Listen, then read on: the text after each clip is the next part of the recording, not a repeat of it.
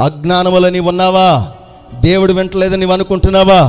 దేవుడు చూడలేదని నీవు అనుకుంటున్నావా?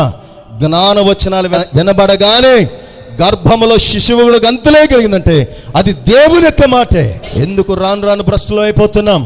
ఎందుకు ప్రార్థనా జీవితం తగ్గిపోతుంది? ఎందుకు సహవాసాలు మారిపోతున్నాయి? ఎందుకు ప్రార్థన అనుభవం లేదు?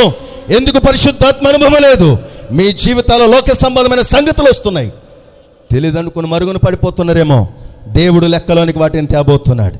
నీ వచనాలు వినాలి అంటే పరిశుద్ధాత్మనిక సహాయము కలిగినటువంటి సంగతులు చెప్పగలిగిన వారితో సహవాసం చేయండి. మీరు ఏ మాటలు వస్తున్నాయి? వ్యర్థమైన మాటలు మాట్లాడుకోవడానికి దేవుని సన్నిధా? వ్యర్థమైన సంగతులు మాట్లాడుకోవడానికి సహవాసమా? ఎందుకు ఇంత కఠినపరచబడుతున్నారు? ఎందుకు సాతాను ఇంత బలంగా మిమ్మల్ని వాడుకుంటుందంత దినాల్లో? నేటికి నాకంతే బలము కావాలి. త్రోసివేసే వాళ్ళు, తృణీకరించే వాళ్ళు, గద్దించే వాళ్ళు సంఘంలో కనబడట్లేదు.